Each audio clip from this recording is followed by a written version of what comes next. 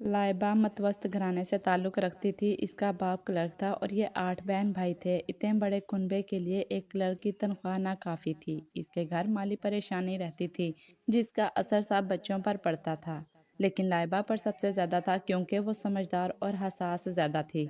ज़ेबा, लाइबा और मैं बचपन की सहेलियाँ थीं। मैं और ज़ेबा खुशहाल घराने से थीं। हमने कॉलेज ज्वाइन किया तो वालिदैन को हमारी शादी की फ़िक्र लाहक हो गई। सबसे पहले ज़ेबा की शादी हुई। मैंने ग्रेजुएशन मुकम्मल किया, तब मेरी शादी हुई। मेरी शादी अपने कज़न से हुई। शौहर डॉक्टर थे, लिहाजा ज़िंदगी आराम से बसर होने लगी। लाइबा की बारी सबसे आखिर में आई। चूँकि वो एक मामूली क्लर्क की बेटी थी, लिहाजा किसी ऊंचे घराने में इसकी शादी होना एक ख्वाब जैसी बात थी। इसकी शादी एक मसला ही बनी रही क्योंकि ये 8 बहनें थीं और 2 सबसे बड़ी थीं। इसके वालिदैन जहेज़ भी नहीं दे सकते थे, लेकिन लाइबा चाहती थी कि इसकी शादी हमारी तरह अमीर घराने में हो। इसकी माँ बेटी के हर रिश्ते को रद्द कर देने की वजह से बहुत परेशान रहती। वो इसे समझाती कि बेटी ज़्यादा की हवस अच्छी नहीं। इन बातों का मगर लाइबा पर कोई असर ना होता था। खुदा की करनी के बिलाखिर लाइबा के लिए एक अमीर घराने का रिश्ता आ ही गया, लेकिन इस शख्स की उम्र 55 साल थी। 2 जवान बेटे थे जो बैरून मुल्क तालीम हासिल कर रहे थे। बाप से भी बड़ी उम्र के आदमी से लाइबा शादी पर राजी ना हुई और यह रिश्ता भी लौटा दिया गया। इसी तरह 4 साल मजीद बीत गए। बिलाखिर समझा बुझा कर वालिदैन ने इसे इसके हम उम्र कज़न के साथ शादी करने पर राजी कर ही लिया। ये इनका अपना सगा भतीजा सफदर था, ग्रेजुएट था, अच्छी शक्ल सूरत के साथ मेहनती था और लाइबा के वालिद के महकमे में इनके साथ क्लर्क था। इस शादी की लाइबा को ज़रा भी खुशी नहीं थी। कार थी और ना नौकर चाकर, बस सफदर की मुख्तसर सी तनख्वाह में गुजर बसर करना था। इसने हम सहेलियों को भी शादी में ना बुलाया। बहरहाल मोहब्बत की कदर इसके दिल में थी। जल्द ही इसने सफदर को मामूली तनख्वाह और तमाम मायगियों समेत कबूल कर लिया और खुश रहने लगी। अलबत्ता शौहर को ये ज़रूर कहती थी कि सफदर, तुमको इतना तो कमाना पड़ेगा कि हम अपना एक अच्छा सा घर बना सकें। सफदर तो था ही मेहनती नौजवान, लिहाजा और टाइम करने लगा। वो गलत काम करने से बहुत घबराता था और कनायत पसंद था। सब कुछ बीवी के लिए बनाना चाहता था, अपने लिए कुछ नहीं खरीदता था। बहरहाल 5 साल सुकून से गुजर गए। इस दौरान उन्होंने बचत करके एक प्लाट खरीद लिया कि जब खुदा इस्ताअत देगा तो इस पर अपना घर बना लेंगे। एक रोज सफ्तर के ऑफिसर ने इसको बुलाकर कहा कि मेरे इकलौते बेटे की शादी है। मैंने सारे स्टाफ को मदऊ किया है। तुम्हें भी माँ अहलो अयाल मेरी खुशी में शरीक होना है। इसने कार्ड घर आकर बीवी के हाथ में थमाया और कहा, बॉस ने मुझे बहुत इसरार से शादी में बुलाया है।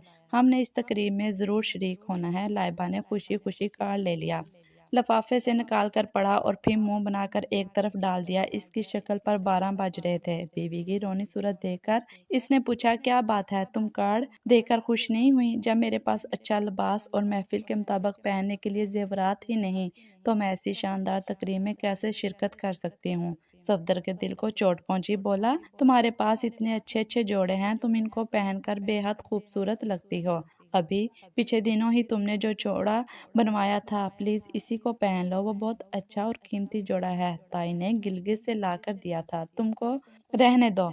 अपनी ताई का तोहफा। ऐसे कपड़े लोगों के आम लिबास होते हैं जिसको तुम कीमती कह रहे हो। तुमने मेरी सहेली ज़ेबा का वार्डरोब नहीं देखा, आंखें फटी की फटी रह जाती हैं। ये मुझे नीचा दिखाने का कौन सा वक्त है? इसका शोहर करोड़पति है और मैं एक क्लर्क हूँ, मेरा इसका क्या मुकाबला? तो कार्ड भी अपने जैसे लोगों की शादी के कबूल किया करो। बड़े लोगों के दावतनामे क्यों ले आते हो? जो ताई वाला जोड़ा तुम पहनने को कह रहे हो, मेरे पास इसकी मैचिंग का जेवर नहीं। सफदर, तुम समझते क्यों नहीं? कुछ देर तो सफदर सोचता रहा कि क्या करे। शादी में जाना भी लाजिम था। बॉस ने फ़ोन करके कहा था कि अपनी फैमिली को भी ज़रूर लाना, लिहाजा अब बॉस की खुशी में शरीक ना होना बुरी बात थी। इत्तफाक इसी वक्त ज़ेबा का फ़ोन आ गया और लाइबा इससे बातें करने लगी। बातों बातों में इसने शोहर के बॉस के घर शादी में जाने का मसला भी बता दिया। तभी ज़ेबा ने कहा कि मेरे घर आ जाओ और जो जोड़ा पसंद आए ले जाओ।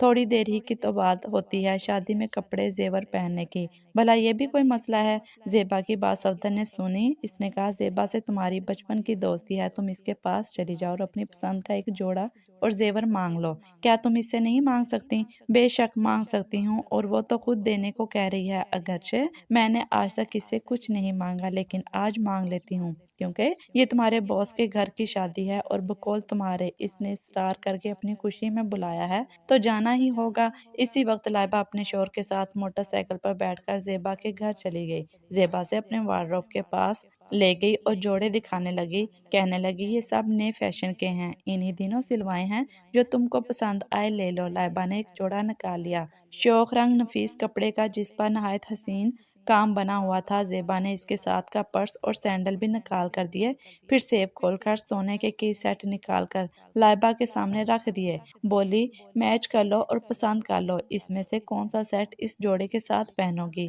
پھر اس نے خود ہی ایک سیٹ منتخب کر کے اسے دیا، کہنے لگی یہ والا ٹھیک رہے گا۔ سارا کمرہ زیورات کی چمک سے روشن ہو گیا، ایسا زیور لائبہ نے کبھی نہیں دیکھا تھا۔ وہ دنگ رہ گئی۔ کیا یہ سیٹ لے جاؤں؟ اس نے جھجکتے ہوئے پوچھا۔ ہاں ماں لے جاؤ، ذرا احتیاط سے، یہ کافی قیمتی ہے۔ یہ کہہ کر زیبا نے ساری چیزیں پیک کر کے ایک چھوٹے سے بریف کیس میں رکھ کر لائبہ کے حوالے کر دیں۔ بس پھر لائبہ کی خوشی کا کیا ٹھکانہ تھا، جیسے ایک جہاں کی خوشی سے مل گئی ہو۔ اس نے یہ بھی نہ سوچا کہ لوگ کیا سوچیں گے۔ ایک معمولی کلرک کی بیوی کے پاس اتنا قیمتی لباس اور بیش قیمت زیورات کہاں سے آئے ہیں۔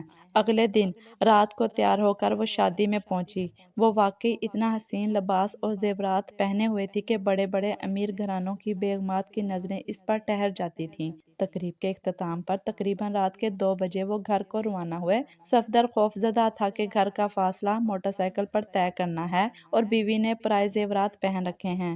آدھی رات کا وقت ہے، خدا خیریت سے گھر تک پہنچا دے، تمام راستہ اس نے دعا کرتے ہوئے طے کیا۔ بہرحال وہ خیریت سے گھر پہنچ گئے۔ اس وقت رات کے 3 بج چکے تھے، مگر خیریت کہاں؟ گھر پہنچ کر لائبہ نے آئینے کے سامنے وہ چادر اتاری جو تمام راستہ لپیٹے ہوئے آئی تھی۔ جو ہی اس نے چادر کو کاندھوں سے ہٹایا، ایک چیخ ماری۔ ہار اس کی گردن میں نہیں تھا، وہ نہ جانے کہاں گر گیا تھا۔ شادی حال میں راستے میں اس نے خوف اور مایوسی کے ملے جلے تاثرات کے ساتھ شوہر کی طرف مڑ کر دیکھا اور بولی میرے گلے سے ہار کسی جگہ گر گیا ہے، اب میں زیبا کو کیا جواب دوں گی؟ وہ رو رہی تھی اور شوہر بھی سر پکڑے بیٹھا تھا۔ اگلے روز انہوں نے زیورات کا ڈبہ لیا اور اسی جوہری کے پاس گئے جس کا پتہ ڈبے کی پشت پر لکھا ہوا تھا۔ انہوں نے ڈبے میں رکھے جھمکے اور انگوٹھی دکھا کر کہا کہ ایسا ہی سیٹ چاہیے۔ وہ دراصل اس کی قیمت معلوم کرنا چاہتے تھے۔ جوہری نے جو قیمت بتائی وہ اتنی زیادہ تھی کہ وہ خود کو بیچ کر بھی یہ قیمت ادا نہیں کر سکتے تھے۔ اس سیٹ میں اصل نگینے جڑے ہوئے تھے۔ وہ واپس آ گئے۔ اسی وقت صفدر ایک پراپرٹی ڈیلر کے پاس گیا اور فوراً ہی اپنے پلاٹ کا سودا کرنا چاہا۔ ڈیلر بولا ابھی کے ابھی پلاٹ بیچو گے تو اصل قیمت سے کم پیسے ملیں گے، آپ کے پلاٹ کی قیمت بڑھ چکی ہے، صبر کر کے بیچو تو زیادہ قیمت ملے گی۔ یہ سن کر لائبہ اپنے والد کے پاس گئی اور ان کو تمام احوال سے آگاہ کیا۔ انہوں نے بھی ریٹائرمنٹ کے بعد جو رقم ملی تھی اس کے پیسوں سے ایک پلاٹ لے کر ڈال دیا تھا۔ کہنے لگے میرا ایک دوست پراپرٹی ڈیلر ہے، اس سے بات کرتا ہوں، 2-4 دن میں اپنا اور تمہارا پلاٹ بہتر داموں بکوا دیتا ہوں، رقم تم اس خاتون کو دے دو، کیونکہ اس نے دوستی پر اعتبار کیا۔ عزت اور دوستی سے بڑی کوئی چیز نہیں۔ اتنی جلدی پلاٹ نہ بک پائے، لیکن لائبہ کے تایا جو خاصے پیسے والے تھے، جب بھائی کی مشکل کا ان کو علم ہوا، انہوں نے ہار کی قیمت کی رقم ان کو دے کر کہا یہ ادھار سمجھ کر لے لو، اور جب تک ادا نہ کرو گے پلاٹ میرا رہے گا، جب قرضہ ادا کر دو گے تو اپنے پلاٹ کے حقدار ہو جاؤ گے۔ یہ سمجھو لائبہ کہ میں نے تمہارا اور تمہارے والد کا پلاٹ اپنے پاس گروی رکھ لیے ہیں۔ لائبہ کی تو جان پر بنی تھی، اس نے تائے سے رقم پکڑی اور جوہری کے پاس جا کر دونوں میاں بیوی ہار خرید لائے۔ انگوٹھی اور جھمکے تو موجود تھے۔ اس دوران زیبا میکے چلی گئی تھی۔ جب وہ ہفتے بعد گھر لوٹی تو لائبہ نے فون کر کے کہا کیا میں اب تمہاری امانت دینے آ جاؤں؟ وہ بولی ہاں آ جاؤ، امی کی طبیعت ٹھیک نہ تھی، اس لیے میں میکے چلی گئی تھی۔ تم نے فون کیا تو ہوگا، میں اٹھا نہ پائی، گھر پر جو نہیں تھی۔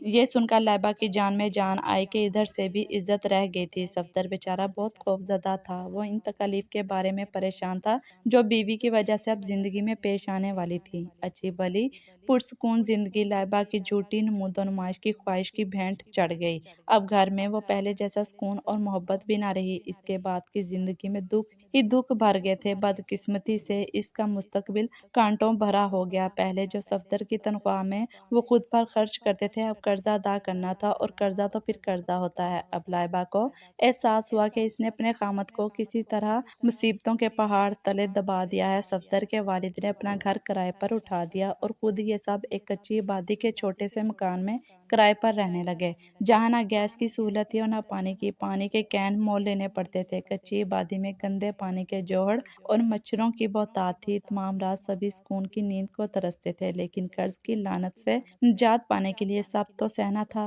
اب لائبہ روز ٹوکری اٹھا کر سبزی اور قصاب کی دکان پر جاتی اور ایک ایک پائی کے لیے جھک جھک کرتی۔ شوہر رات گیر تک کام کرتا اور باپ بچوں کے اسکول کے سامنے کھوکھا لگا کر بسکٹ ٹافیاں بیچنے لگا۔ بہرحال انہوں نے بہادری سے حالات کا مقابلہ کیا اور زندگی میں سخت کاموں کے ساتھ جینا سیکھ لیا۔ وہ 7 سال تک غربت کے غلام بنے رہے۔ بالآخر انہوں نے تاجی کا قرض اتار دیا۔ اس وقت تک پلاٹوں کی قیمت بھی دوگنی چگنی ہو گئی اور یہ ان پر مکان تعمیر کرنے لائق ہو گئے۔ بھلا ہو تاجی کا کہ پلاٹ اپنے پاس گروی رکھ کر ان کو اس وقت کوڑیوں کے مول بکنے سے انہوں نے بچا لیا تھا۔ اس لیے تو کہتے ہیں کہ برے وقت میں اپنے ہی کام آتے ہیں، لیکن یہ بھی سچ ہے کہ نمود و نمائش میں مبتلا عورتیں نہ صرف اپنی زندگی کی خوشیاں داؤ پر لگاتی ہیں، بلکہ شوہروں کے لیے بھی نت نئی پریشانیاں پیدا کر دیتی ہیں۔